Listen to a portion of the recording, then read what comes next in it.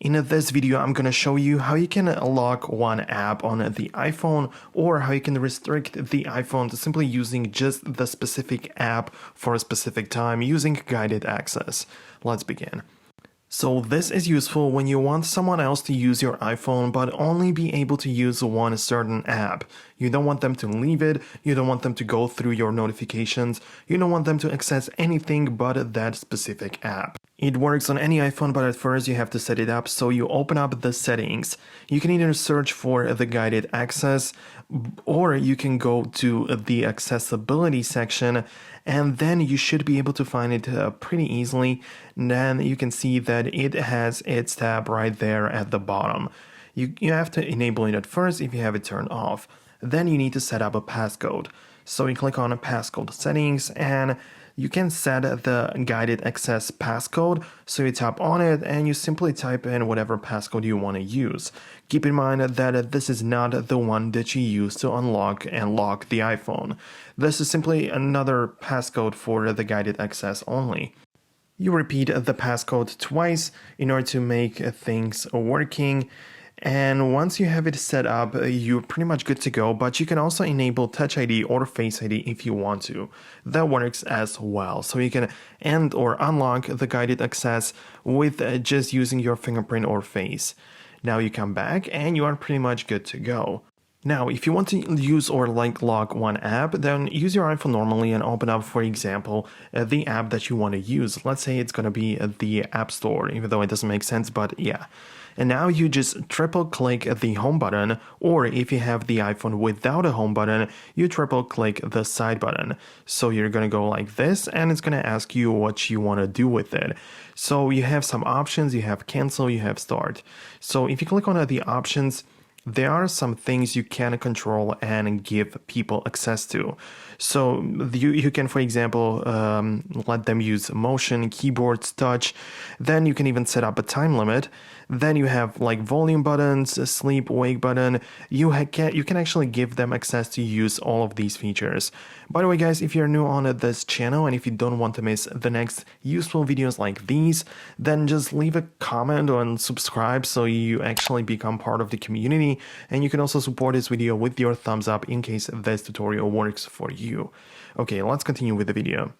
So now you can actually choose and enable and disable all of the things you want the other person to use.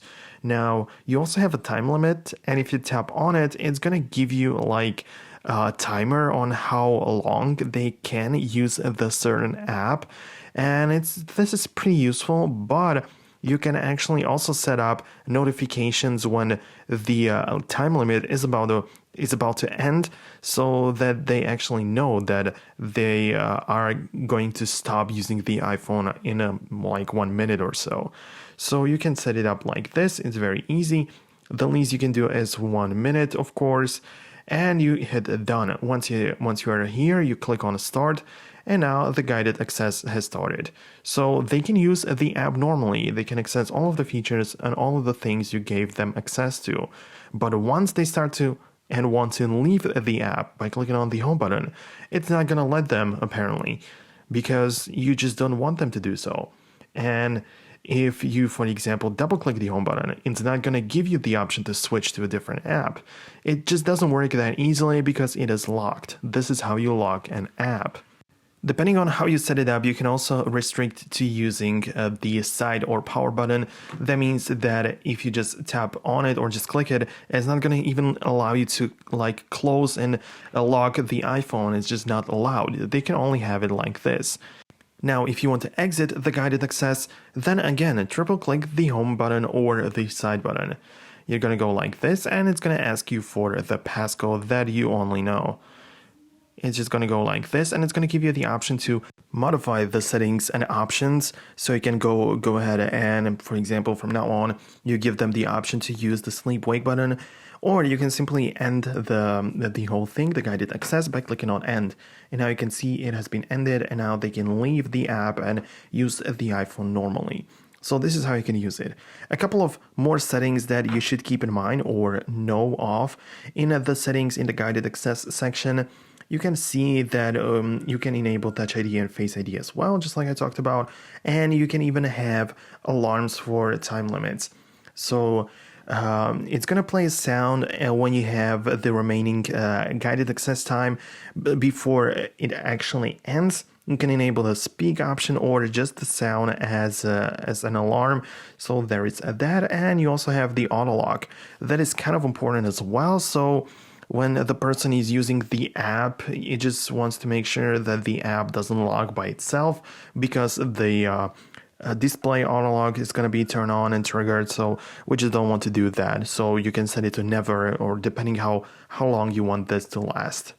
Another very interesting way or feature of the guided access is, for example, let's come back to the App Store one more time and let's enable the guided access, and you can see this gray rectangle, and there the touch simply doesn't work. You can do whatever you want in this area, but nothing actually happens.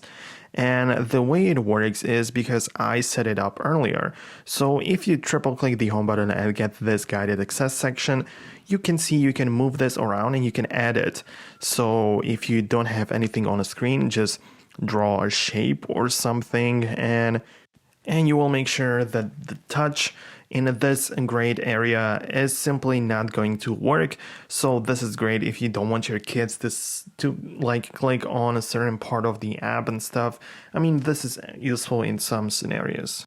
So I would say that this is pretty much all of the things I wanted to share, and all of there is to know about it. I don't think that there is anything else that is that important for you, and I want to say that I'm really grateful for your support and watching. I really do hope that you enjoyed it.